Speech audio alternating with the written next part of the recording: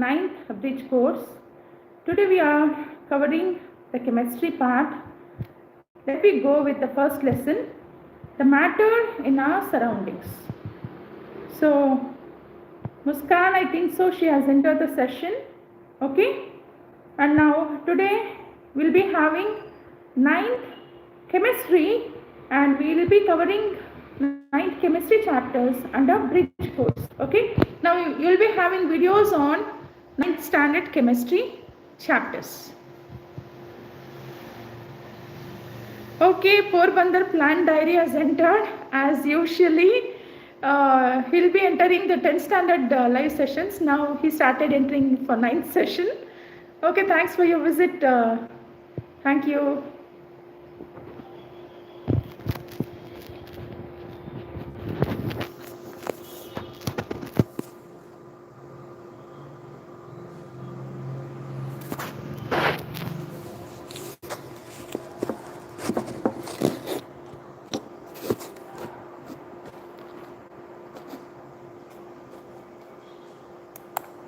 Matter in our surroundings. Matter in our surroundings. Anything which occupies space and has mass is called matter. Everything that surrounds us is made up of matter and energy. The air we breathe, the water we drink, the food we eat are all matter. The heat we feel, light we see are examples of energy. According to Einstein's theory, matter can be converted to energy according to equation E equal to mc square, where E equal to energy, m equal to mass, c equal to velocity of light. Since velocity of light is very large, 3 into 10 raised to 8 meters per second raised to minus 1, even if small amount of matter is converted into energy, quantity of energy liberated is very huge. Broadly, matter can be classified into living and non-living things. In chemistry, non-living things are classified into elements, compounds, and mixture. Based on physical properties at room temperature, matter can be classified into solids, liquids, and gases. Matter can be converted from one physical state to another by varying temperature. For example, when ice is heated, it becomes water, liquid, and then steam or water vapor. Ice when heated becomes water, water when heated becomes water vapor, water vapor when it is cooled becomes water, water when it is cooled becomes ice. The physical state of matter depends upon arrangement of constituent particles. In solid state, example, iron metal, the atoms are held at regular positions and are not free to move. In liquid state, for example, water molecules move freely from one part to another part. In gaseous state, for example, ammonia gas, the molecules move freely throughout the container and spread quickly. Based on these observations, we can list the differences between solid, liquid, and gases as follows. Solid ice melts to become liquid water. The melting point of ice is 0 degrees Celsius. Density. Why does the ice cubes float in juice water? Also, you must have noticed the floating of oil in water. This happens because oil is less denser than water. Density is mass per unit volume. Density equal to mass by volume.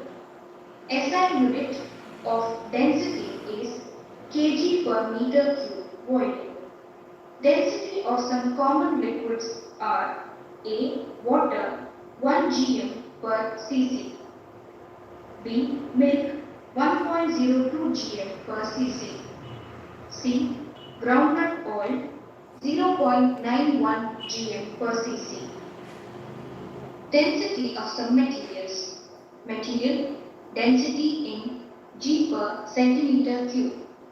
Water at 4 degrees Celsius 1.00000, mercury 13.6, milk 1.026, magnesium 1.7, aluminium 2.7, gold 19.3, iron 7.8, lead 11.3, platinum 21.4, uranium 18.7, ice at 0 degrees Celsius 0.92, air 0.001293, carbon dioxide 0.001977, carbon monoxide 0.00125, hydrogen 0.00009, helium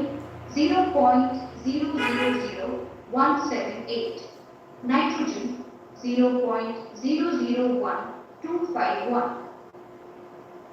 Archimedes, Greek mathematician Archimedes in 250 BC, to check the purity of gold in the crown, used the principle of density and specific gravity.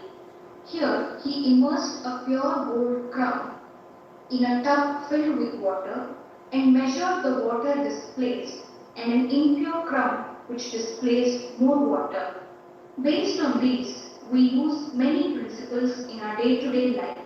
One such example is checking the specific gravity of milk at the milk collection centers. The device is called lactometer.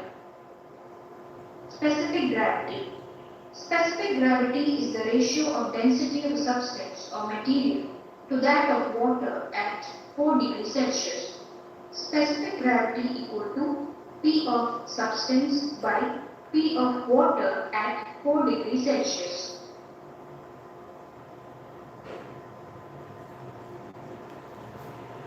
Okay, this completes the first lesson, the basic information. Okay, now we'll move on to the next chapter. Is matter around us pure?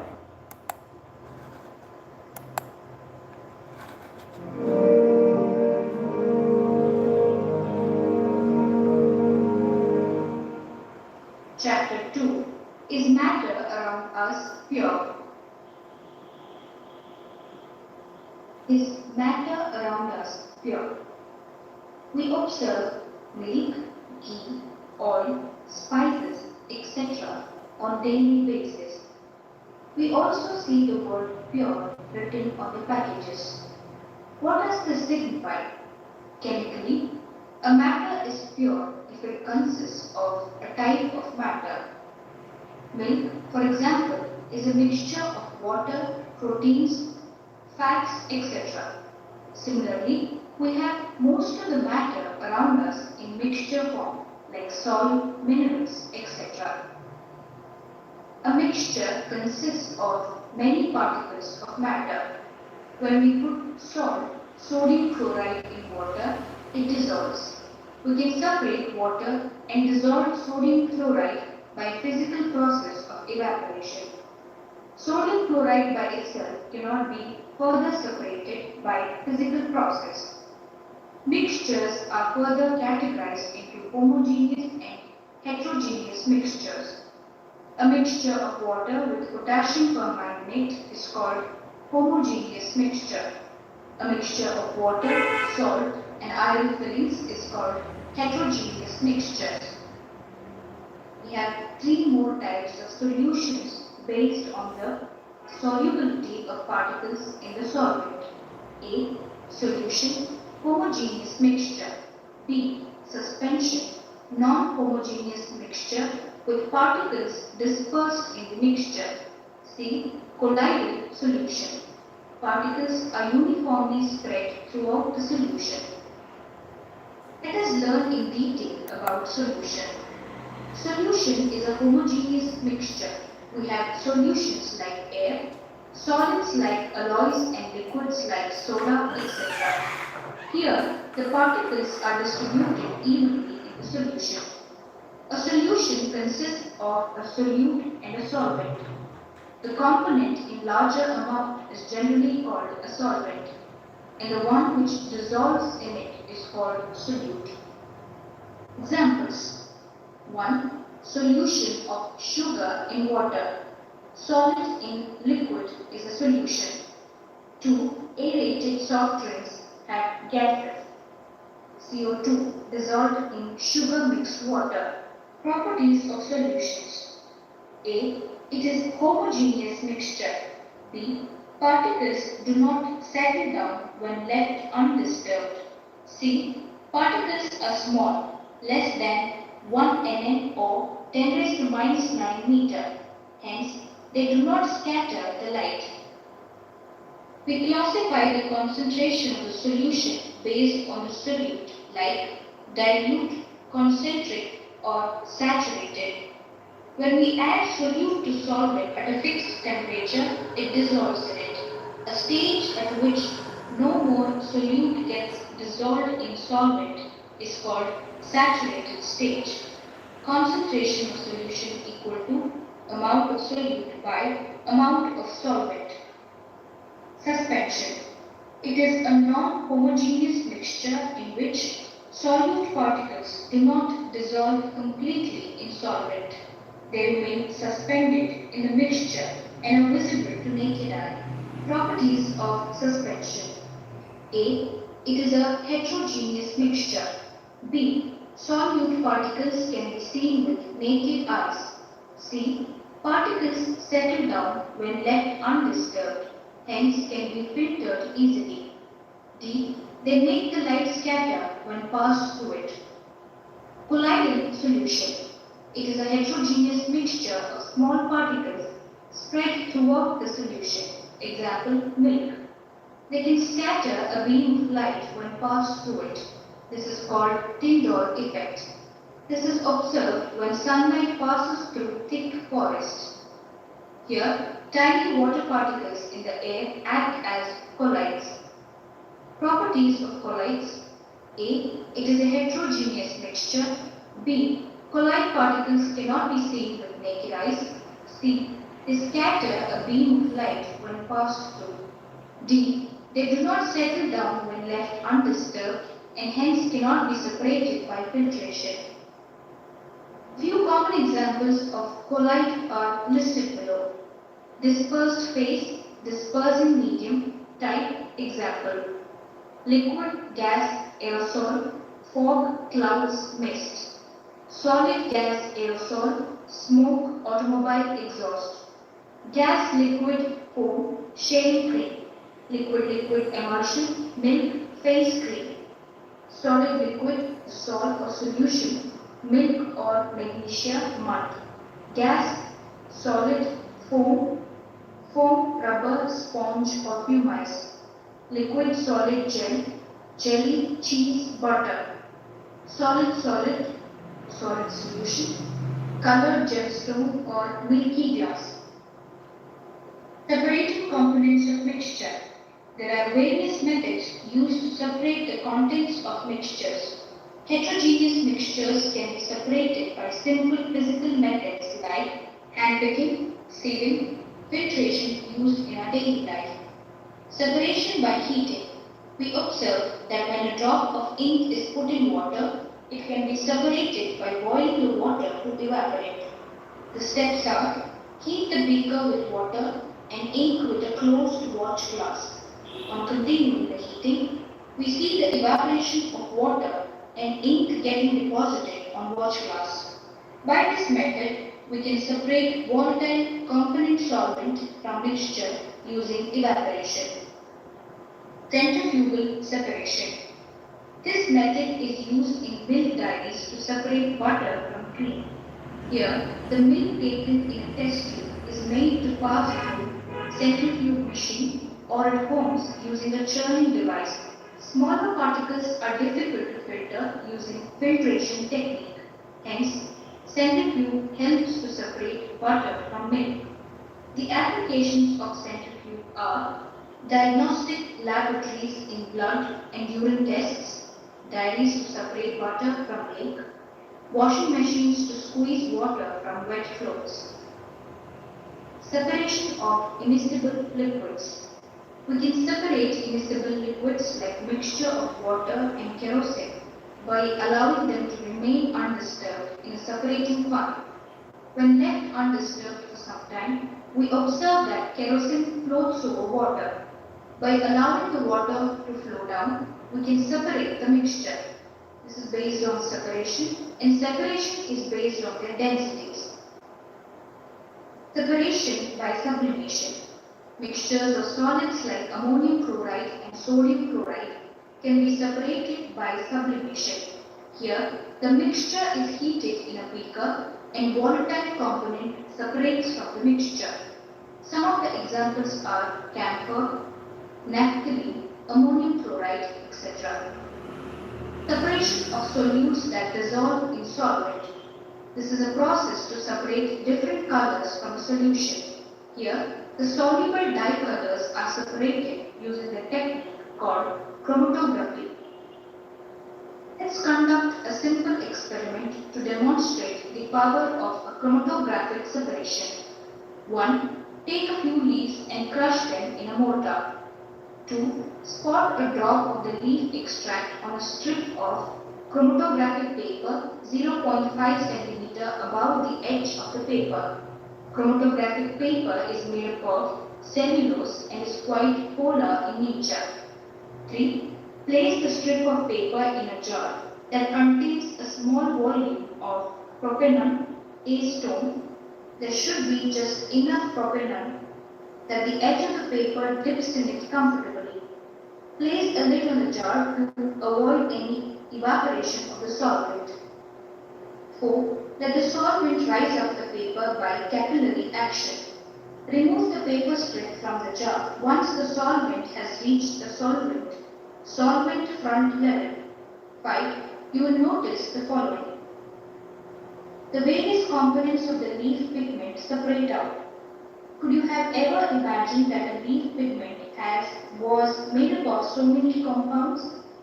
Principle of separation of different components, differential affinities, strength of adhesion of the various components of the analyte towards the stationary and mobile phase results in the differential separation of the components.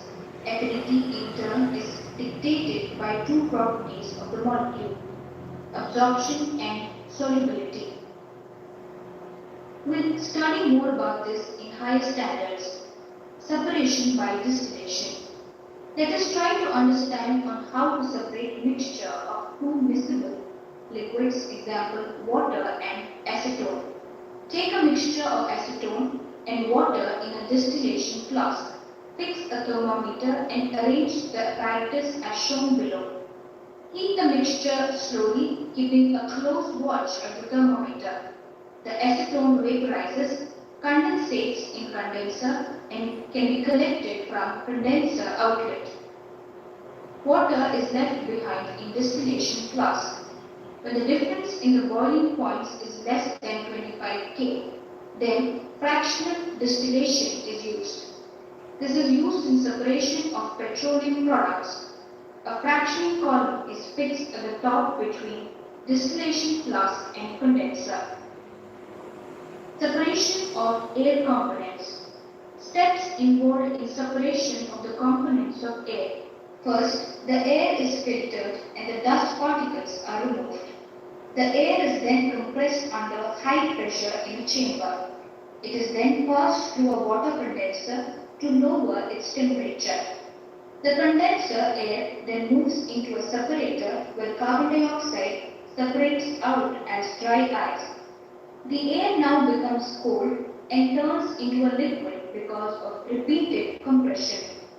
The liquid air then moves into the distillation column through expansion jet where it is warmed slowly. The boiling point of liquid nitrogen is minus 196 degrees Celsius, so it boils out first to form liquid nitrogen gas. Argon is collected next, having a boiling point of minus 180 degrees Celsius, and finally oxygen have a boiling point of 180 degrees Celsius is collected last. The process is called fractional distillation. Separation by crystallization. Crystallization is used for the purification of substances. Here, the solids are separated from a solution. When a solid is mixed with a liquid, it dissolves. If we keep on adding more and more solid to the liquid, a point comes after which no more solid can be dissolved in the liquid. This point is known as the saturation point, and the solution is called a saturated solution. Here, the solvent molecule starts evaporating, leaving behind the solutes when the solution is heated in an open container. On cooling this solution, the dissolved solids come out of the solution and crystals or solutes start accumulating on the surface of the solution. Now these crystals can be collected and dried as per the requirement of the product. If a solid is not dissolved in the liquid and is simply mixed in it, then it can be separated by the process of filtration. The size of crystals formed during the process depends on the cooling rate. If the solution is cooled at fast rate, then it forms a large number of tiny crystals. Large crystals are formed at slow cooling rates. This method is used in seawater purification, separation of iron crystals from impure samples in the pharmaceutical industry. Physical and chemical changes. Physical changes. The changes in which no new substance are formed are called physical changes. In a physical change, the substance involved do not change their identity. They can be easily returned to their original form by some physical changes. For example, freezing of water, boiling of water, condensation of steam, making a solution, blowing of electric bulb, stretching of rubber band, cutting or tearing a piece of paper, etc. Chemical changes. The changes in which new substances are formed are called chemical changes. In a chemical change, the substance involved change their identity, that is, they get converted into entirely new substance. For example, burning of magnesium ribbon, rusting of iron, formation of curd from milk, cooking of food, etc. Physical change. 1. No new substance is formed in the physical change. 2. Physical change is temporary change. 3. Physical change is reversible.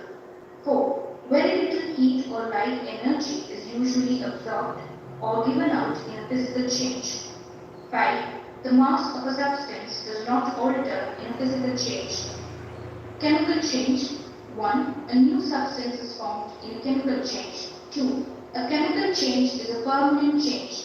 3. Chemical change is irreversible. 4. A lot of heat or light energy is absorbed or given out in a chemical change. 5. The mass of a substance does not alter in a chemical change. Limits. An element is substance which cannot be split up into two or more simpler substances by the usual chemical methods of applying heat, light, or electric energy. They are made up of only one kind of atom. For example, hydrogen, oxygen, copper, iron, sodium, gold, silver, etc. At present, there are 180 elements known. Elements can be classified into 1. Metals, 2. Non-metals, 3. Metalloids. Metals. The important physical properties of metals are 1. Metals are malleable. This means that metals can be beaten into thin sheets with a hammer. For example, gold, silver, copper, aluminium, etc. Silver foils are used for decorating sweets. Aluminium foils are used for packing food items. Aluminium sheets are used for making utensils. Copper is used in making utensils. Metals are good conductor of heat and electricity.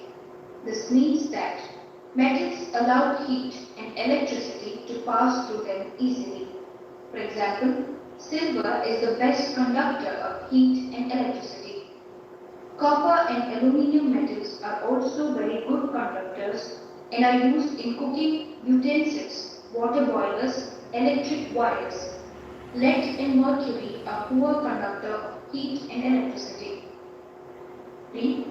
Metals are lustrous, shiny, and can be polished. For example, gold, silver, copper, etc. Due to their shiny appearance, they are useful in making jewelry and decorative items. The shiny surface of metals makes them good reflectors of light. 4.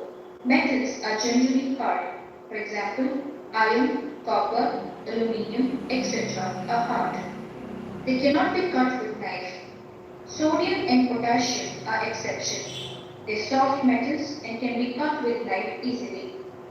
5. Metals have high tensile strength, strong. For example, iron metal is very strong and has very high tensile strength, due to which it is used in the construction of bridges, building, railway, machines, vehicles, etc. Sodium and potassium are not strong metals. 6. Metals are solid at room temperature. All metals like copper, aluminium, silver, gold, etc. are solid at room temperature. Mercury is the only metal which is liquid at room temperature. 7. Metals have high melting and boiling point. Iron has highest melting point of 1535 degrees Celsius. Copper has a melting point of 1083 degrees Celsius.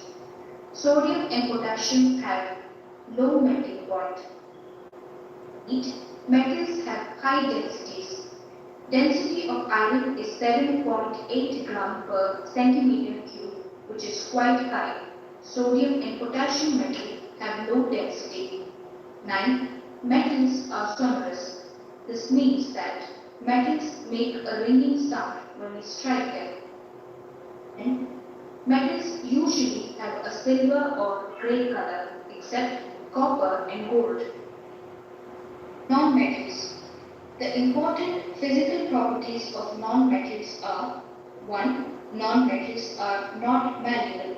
This means that non-metals cannot be beaten into thin sheets with a hammer. They break into small pieces when hammered. They are brittle in nature. For example, sulfur, phosphorus. 2. Non-metals are not ductile. This means that they cannot be drawn into thin wires. For example, sulfur, phosphorus. When stretched, sulfur and phosphorus break into pieces and do not form wires. 3. Non-metals are bad conductor of heat and electricity. This means that this metal do not allow heat and electricity to pass through them easily. For example, sulfur and phosphorus. Diamond is a non-metal which is a good conductor of heat. Graphite is a non-metal which is a good conductor of electricity.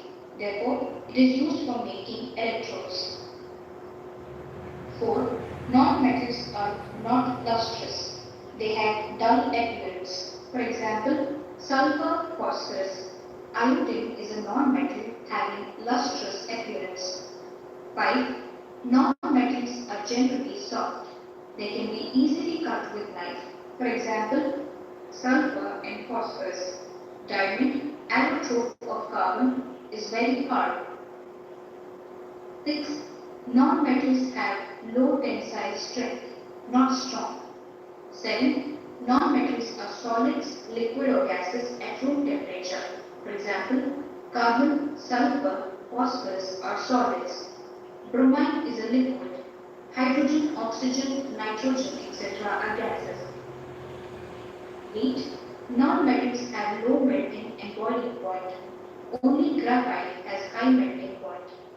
Most of the non-metals have very low boiling point, due to which they exist as gases at room temperature.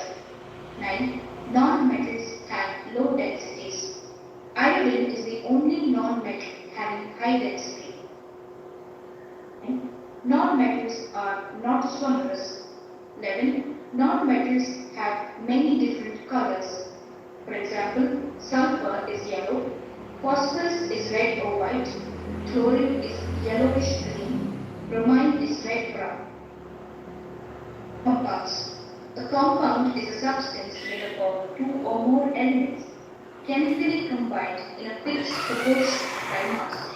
For example, water H plus O, sodium chloride Na plus Cl, ammonium chloride N plus H plus Cl, calcium carbonate Ca plus C plus O, calcium hydroxide Ca plus H plus O, etc. Compounds are further classified into acids, bases, and salt. Properties of compounds. 1. They cannot be separated in its components by physical method. 2. The properties of a compound are entirely different from those of its constituent elements. 3. Formation of compound is a chemical change. Energy is either given out or absorbed during the preparation. 4. In a compound, constituents are present in fixed proportion by mass. 5. They have fixed melting and boiling point. Example, when a mixture of iron filling and sulfur powder is heated, a black compound called iron sulfide is formed. A. If a magnet is put in the iron sulfide compound, iron does not get separated from sulfur. B. When dilute sulfuric acid is added to iron sulfide compound, we get a colorless, foul-smelling gas called hydrogen sulfide. No hydrogen gas is formed. This means that iron sulfide does not show the properties of iron present in it. C. Iron sulfide compound is prepared by heating together iron filling and sulfur. D. Iron sulfide compound is prepared by heating together 7 parts by mass of iron and 4 parts by mass of sulfur. E. Iron sulfide compound melts at a definite temperature. Mixtures. A mixture is a substance which consists of 2 or more elements or compounds not chemically combined together.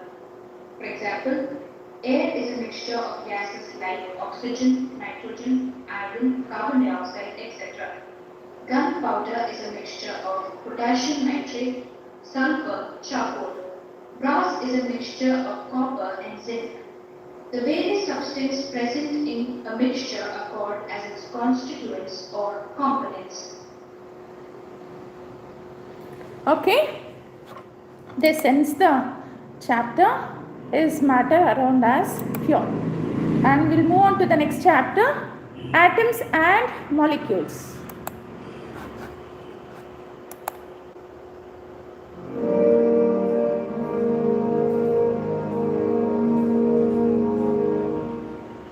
Chapter 3.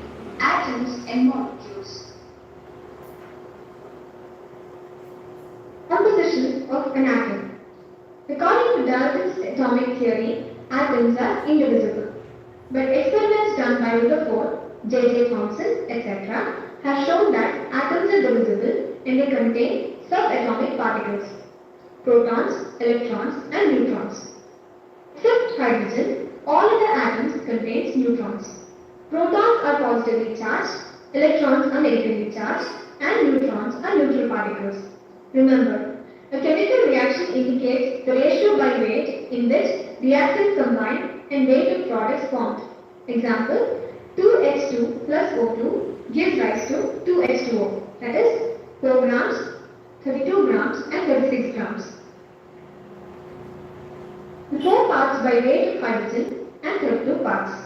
By weight of oxygen combined, 36 parts by weight of water is formed. The combining ratio by weight is 1:8. Atomic number.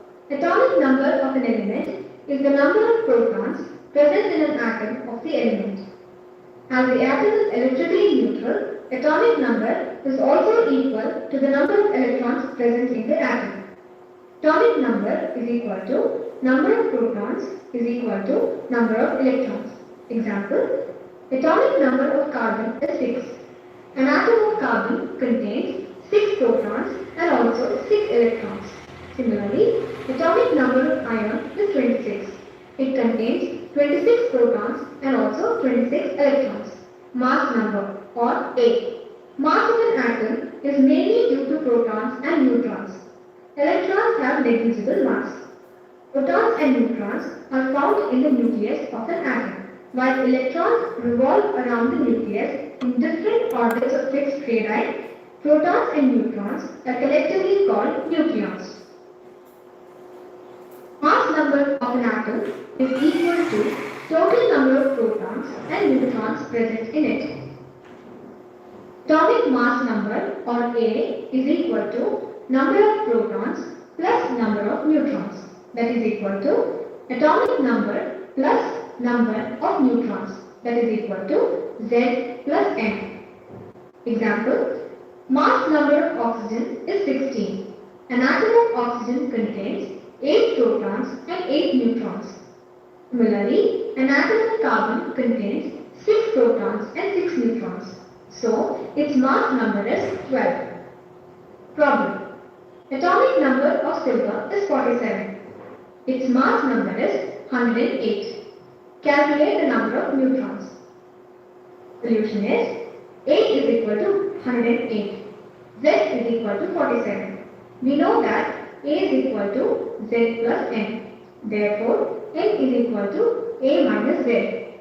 That is equal to 108 minus 47. That is equal to 61. Mass number of sodium is 23. Its atomic number is 11. Calculate the number of neutrons. Solution, A is equal to 23, Z is equal to 11. We know that A is equal to Z plus N. Therefore, N is equal to A minus Z. That is equal to 23 minus 11. That is equal to 12. Atoms are invisible even through a powerful microscope. Mass or weight of an atom or element is expressed in relation to the mass of hydrogen atom or mass of an atom of carbon-12 isotope. Atomic mass is defined as the ratio of mass of one atom of the element to that of one atom of hydrogen. That is, atomic mass is equal to mass of one of atom of element divided by mass of one atom of hydrogen. By conversion, mass of one atom of hydrogen is taken as 1 unit. Thus, if we say that atomic weight of sulfur is 32, it means that an atom of sulfur is 32 times heavier than an atom of hydrogen. Atomic weight of an uranium atom is 235. It means an atom of uranium is 235 times as heavy as hydrogen atom. Nowadays, carbon-12 isotope is taken as standard to express atomic weights. Mass of an atom of carbon-12 isotope is equal to 12 units. Accordingly, atomic mass is defined with respect to 1 by 12 the mass of carbon-12 atom. That is, atomic mass is equal to mass of an atom of an element divided by 1 by 12 mass of carbon-12 atom. From the above expression, it is clear that atomic weight is a pure number.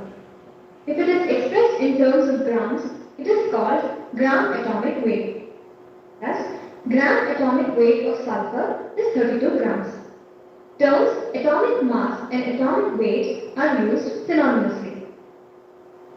Molecular mass or molecular weight. In the case of atomic mass, molecular mass is also expressed in relation to the mass of hydrogen atom or carbon-12 atom. Therefore, molecular mass is equal to mass of molecule of substance divided by mass of one atom of hydrogen. Thus, molecular mass is equal to mass of one molecule of substance divided by 1 by 12 of the mass of carbon-12 atom. It may also be noted that the molar mass is equal to sum of atomic mass of all the atoms present in a molecule of substance. Thus, if we say that molecular mass or molecular weight of carbon dioxide is 44, it means that a molecule of it is 44 times heavier compared to mass of a hydrogen atom. Molecular mass expressed in grams is called gram molecular weight. Therefore, gram molecular weight of carbon dioxide is 44 grams. Mole. According to modern system of units, mole is a fundamental basic unit. It is a unit used to express amount of a substance. Mole is defined as the amount of substance that contains Avogadro number of a particular species. The species can be molecules, atoms, ions, or any other particle. Avogadro's number, that is n, is equal to 6.023 into 10 to the power of 23. Thus, if we say Avogadro number of atoms, it means 6.02 into 10 to the power of 23 atoms and so on. Please note that 1 mole of substance is equal to mass of 1 gram molecular mass, that is equal to molecular weight in grams, that is equal to 1 gram mole.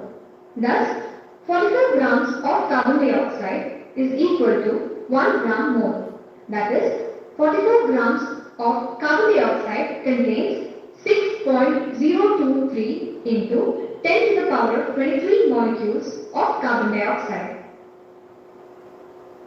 1 gram mole of sulfur is equal to 32 grams. 32 grams of sulfur, that is 1 gram atomic mass, contains 6.023 into 10 to the power of 23 sulfur atoms. All of you are familiar with the term dozen, which is used to express number of units of an item. 1 dozen of pencil means 12 pencils, 2 dozens of orange means 24 oranges. In the same manner, 1 mole means 6.023 into 10 to the power of 23 species. You may also remember that 1 gram atom of any element contains Avogadro number of atoms. That is, 1 mole of atoms is equal to 6.023 into 10 to the power of 23 atoms. 1 gram mole of any compound contains Avogadro number of molecules. This 1 mole of compound is equal to 6.023 into 10 to the power of 23 molecules. Number of moles of substance is equal to weight of substance in grams divided by molecular weight of substance. Problem. Calculate number of moles corresponding to 66 grams of carbon dioxide. Molecular mass of carbon dioxide is equal to 44 grams. Therefore, number of moles is equal to weight of substance in grams divided by molecular weight. That is equal to 66 divided by 44, that is equal to 3 by 2 is equal to 1.5. Therefore, 66 grams of carbon dioxide is equal to 1.5 moles. Problem 2. Molecular weight of glucose is 180. Calculate the number of glucose molecules present in 80. Okay, I'm so sorry.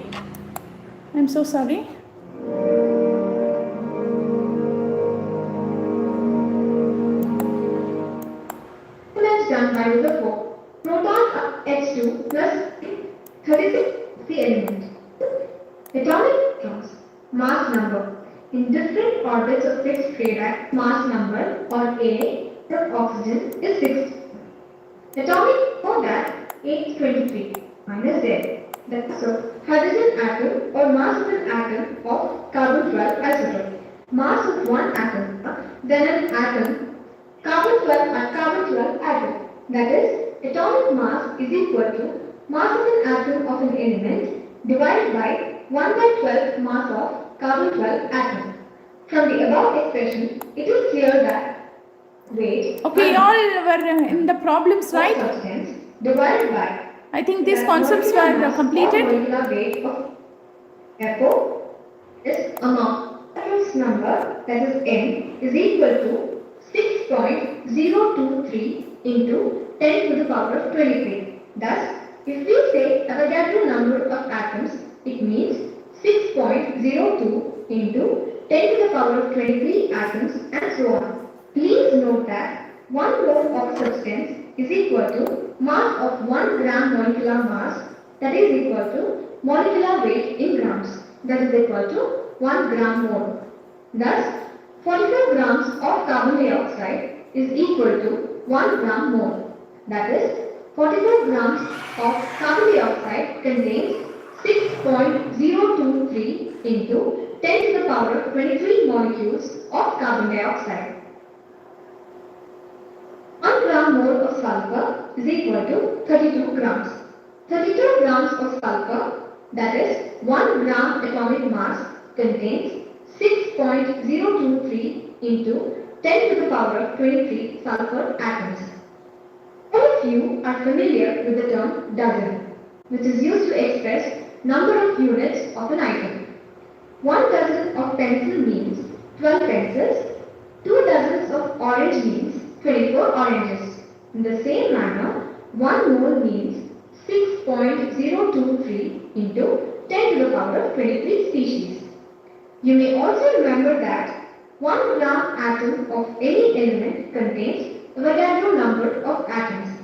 That is, 1 mole of atoms is equal to 6.023 into 10 to the power 23 atoms. 1 gram mole of any compound contains Avogadro number of molecules. That is, 1 mole of compound is equal to 6.023 into 10 to the power 23 molecules. Number of moles of substance is equal to weight of substance in grams divided by molecular weight of substance. Problem. Calculate number of moles corresponding to 66 grams of carbon dioxide. Molecular mass of carbon dioxide is equal to 44 grams. Therefore, number of moles is equal to weight of substance in grams divided by molecular weight. That is equal to 66 divided by 44, that is equal to 3 by 2 is equal to 1.5. Therefore, 66 grams of carbon dioxide is equal to 1.5 moles. Problem 2. Molecular weight of glucose is 180. Calculate the number of glucose molecules present in 18 grams of grouse. Solution. 1 gram mole of glucose is equal to 180 grams. Therefore, 18 grams of grouse is equal to 0.1 mole. 1 mole contains 6.023 into 10 to the power 23 molecular. Therefore, 0.1 mole contains 6.023 into 10 by 23 divided by 0.1, which is equal to 6.023 into 10 to the power of 22 molecules. Problem 3. Atomic weight of sodium is 23. Calculate the number of sodium atoms present in 0.69 grams of sodium. Solution. 1 mole of sodium is equal to 23 grams. 0.69 of sodium is equal to 1 by 23 into 0.69, which is equal to 0.03 mole. So, 1 mole of sodium contains 6.023 into 10 to the power of 23.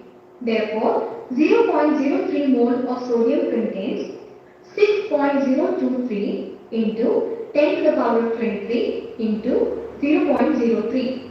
That is equal to 0.1807 into 10 to the power of 23 atoms. Problem 4. Molecular weight of water is 18. Calculate the weight of 1 molecule of water. Solution. Mass of 1 molecule of water is equal to molecular mass divided by Avogadro number.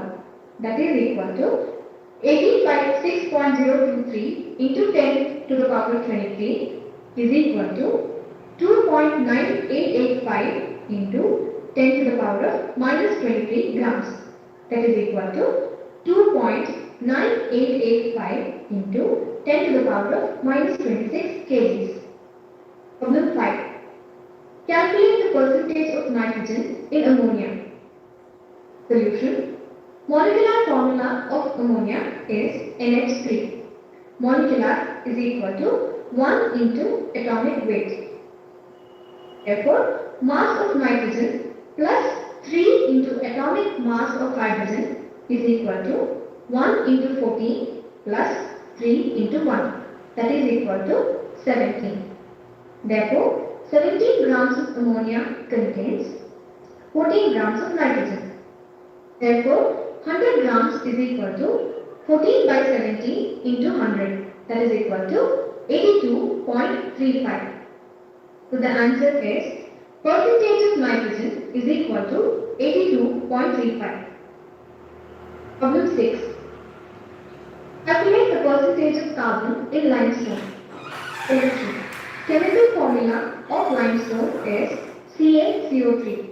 Molecular weight is equal to atomic weight of calcium plus atomic weight of carbon plus 3 into atomic weight of oxygen, that is equal to 40 plus 12 plus 3 into 60, that is equal to 100. Percentage of carbon is equal to weight of carbon divided by mole weight of limestone into 100, that is equal to 12 divided by 100 into 100, that is equal to 12%. Problem 7. Calculate the percentage of fluorine in bleaching powder. Solution. Composition of bleaching powder is CaOCl2. Molecular weight is equal to atomic weight of calcium plus atomic weight of oxygen plus 2 into atomic weight of fluorine, that is equal to 40 plus 16 plus 2 into 35.5, that is equal to 40 plus 16 plus 71, that is equal to 127. Percentage of fluorine is equal to weight of fluorine divided by molecular weight into 100, that is equal to 71 divided by 127 into 100, that is equal to 55.9. Problem 8. Calculate percentage of nitrogen in urea fertilizer. Hints are: molecular formula is NH2 into 2 CO. Molecular mass is 60. Percentage of nitrogen is equal to 46.667. Variancy. When atoms of different elements combine, molecules of compounds are formed. Atoms of elements combine in a definite ratio. Combining power of an element with other element is called valency. By conversion, valency of hydrogen atom is taken as 1. So, valency of an element can be defined as number of atoms, hydrogen or monovalent atom that can combine with one atom of the element. Examples: one atom of fluorine combines with one atom of hydrogen to form hydrogen chloride, that is HCl. So, valency of fluorine is 1. One atom of oxygen combines with two atoms of hydrogen to form water. So, valency of oxygen is 2. Oxygen is bivalent. Similarly, one atom of nitrogen combines with 3 atoms of hydrogen to form ammonia, that is NH3. So, nitrogen is trivalent. Similarly, one atom of carbon combines with 4 atoms of hydrogen to form methane, that is CH4.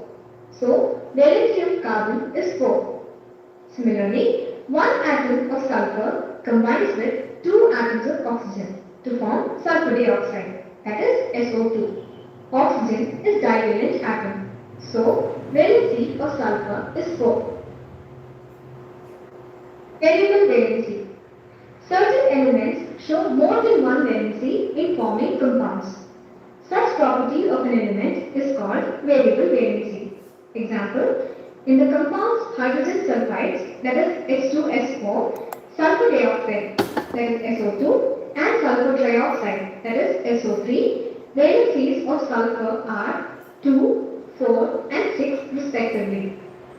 Similarly, iron shows bivalency and trivalency in the compounds ferrous oxide, that is FeO, and ferric oxides, that is Fe2O3.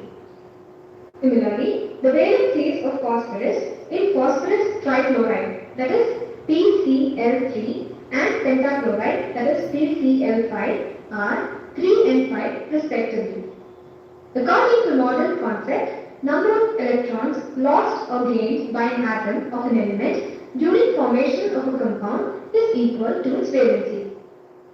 It may also be noted that valency of an element in elemental state is taken as N as equal to 0. For example, valency of iron in iron metal is 0.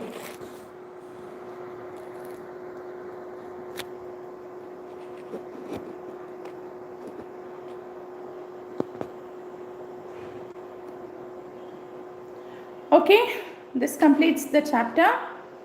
So, because of my mistake, the atoms and molecules gone repeated. Okay, no problem if you hear the lesson twice. It is not at all a problem. It will be towards the perfection.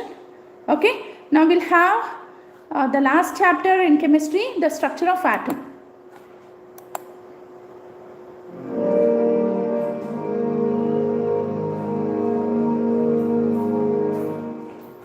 Chapter 4, Structure of the Atom.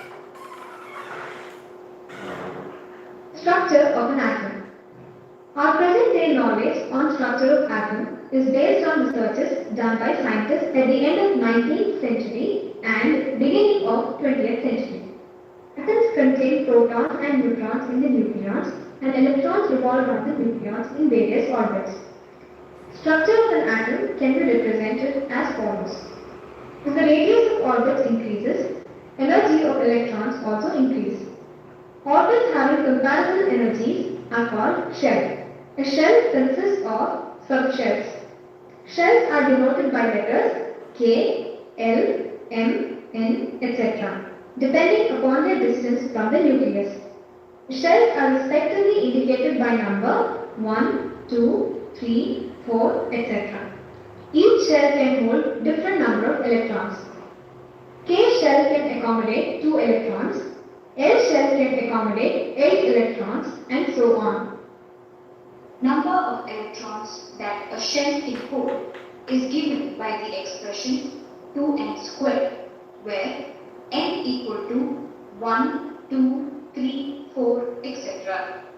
Name of the shell, value of n, maximum number of electrons 2n squared, k 1, 2 into 1 square equal to 2, L 2, 2 into 2 square equal to 8, M 3, 2 into 3 square equal to 80, N 4, 2 into 4 square equal to 32. Each shell has different subshells. K shell has one subshell. It is indicated as S. L shell has two subshells, indicated as S and P, and so on.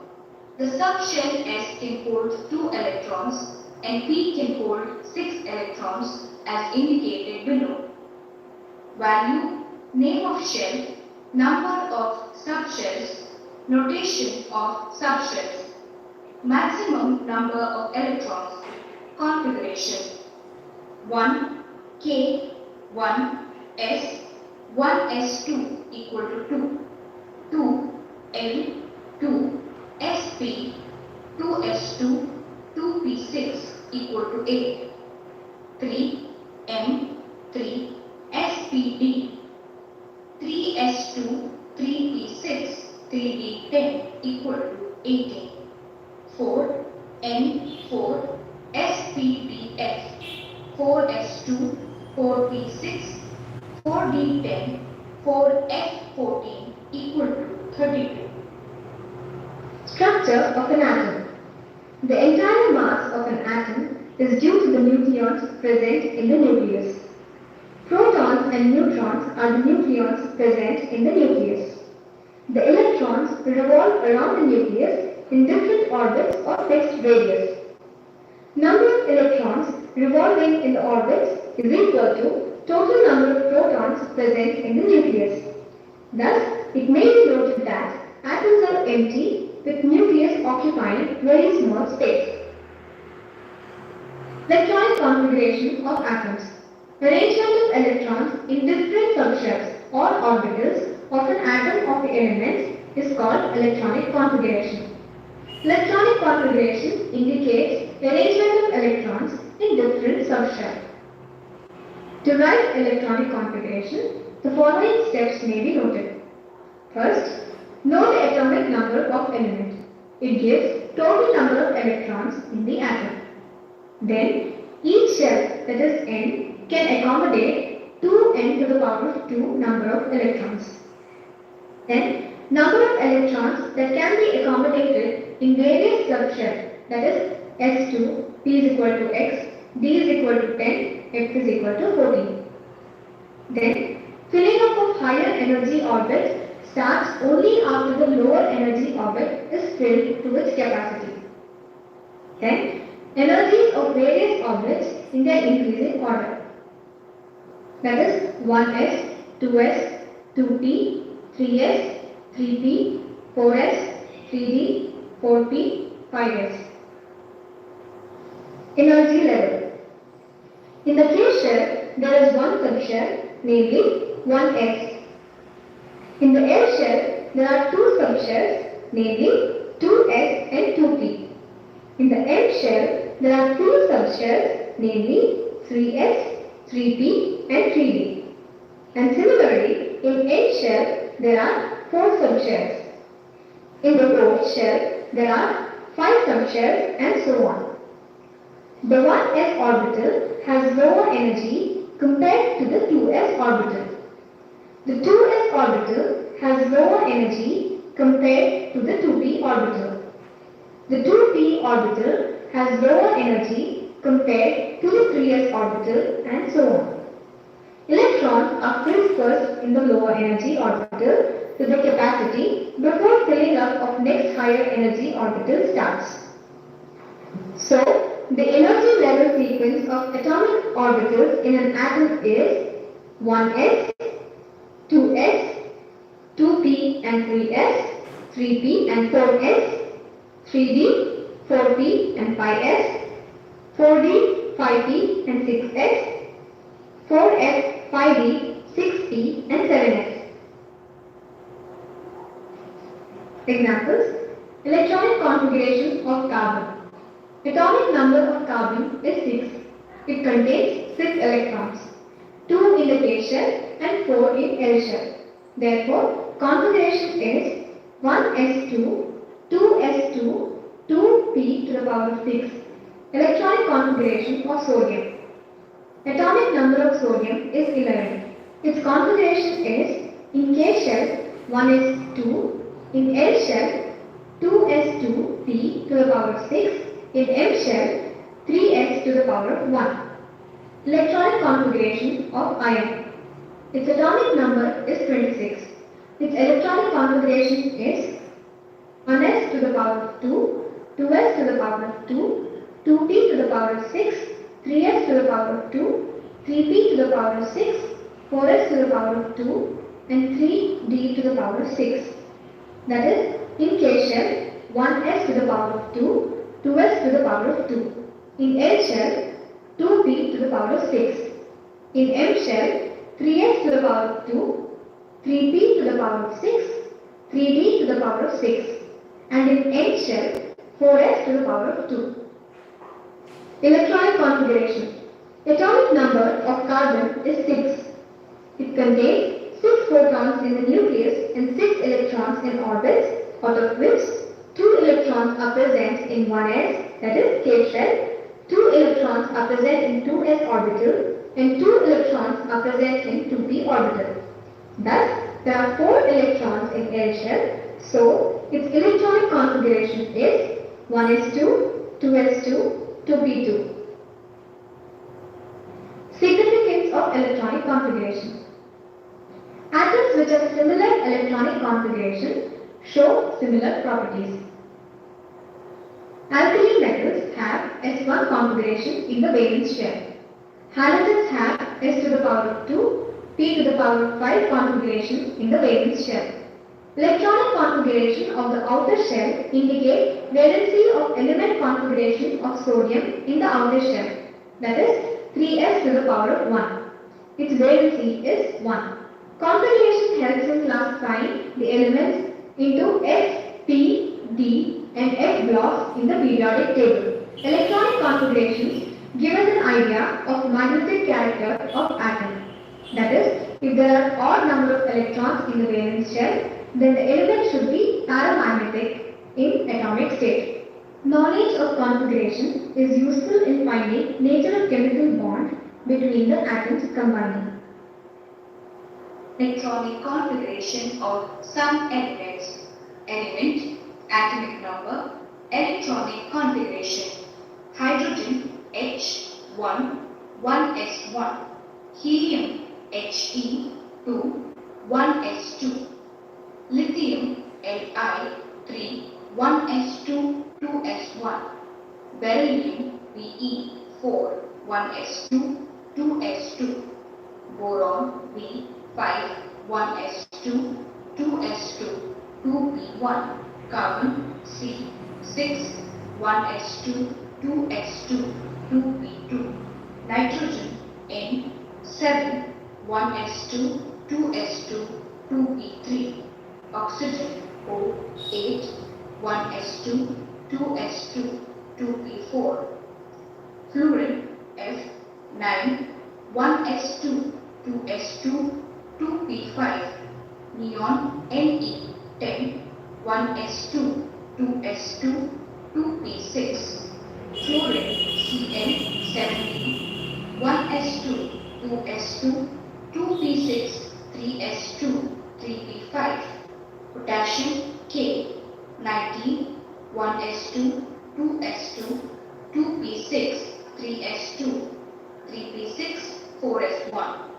Iron Fe26, 1s2, 2s2, 2p6, 3s2, 3p6, 3d6, 4s2. Electronic configuration of atoms.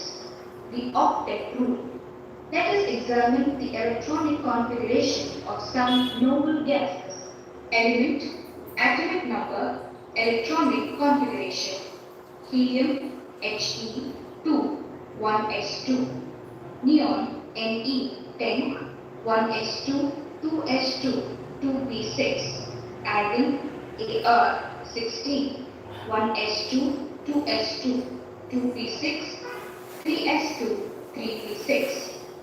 Krypton Kr36, 1s2, 2s2, 2p6, 3s2, 3p6, 3d10, 4s2, 4p6. All the noble gases except helium have Ns to the power of 2, Np to the power of 6 configuration in their outermost shell. They are chemically inert. They contain 8 electrons or octet in the valence shell. Ns to the power of 2, Np to the power of 6 configuration in the valence shell is found to be most stable. Therefore, all other elements to acquire this stable configuration by losing or gaining electrons during reactions. This tendency of atoms to acquire octet configuration in the valence shell is called Octet Rule. Example, Na or sodium gives rise to positively charged sodium ions plus electron, which is the configuration of neon. Similarly, chlorine plus electron gives rise to negatively charged chlorine ions, that is, configuration of argon.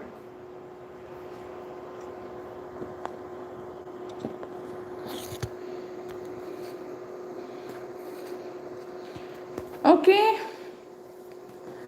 Screen is not clear.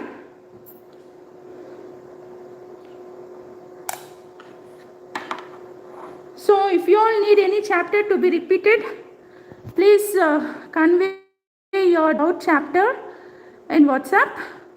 And for 4 chapters, you can go through the same link. You can get all the 4 chapters of 9th standard in this video. Go through the video repeatedly, understand the concepts, and get ready for pre-test and post-test. Okay? Thank you for your visit. Thank you one and all.